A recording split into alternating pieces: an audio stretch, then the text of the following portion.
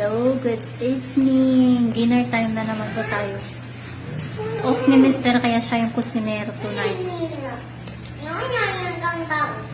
Supa-supa. Supa-supa time. Tsaka, ito po yung pinaparis nila. Ewan ko ang tawag dito. Yung Arabic bread po na may maanghang sa loob. Good for 3 persons lang po yung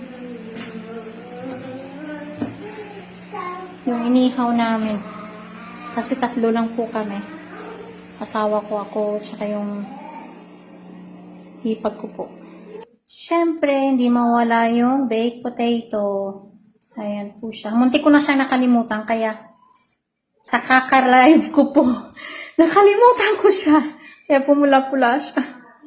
Tsaka siyempre, yung salad natin. Ano siya, yung lettuce, cucumber, tsaka tomato.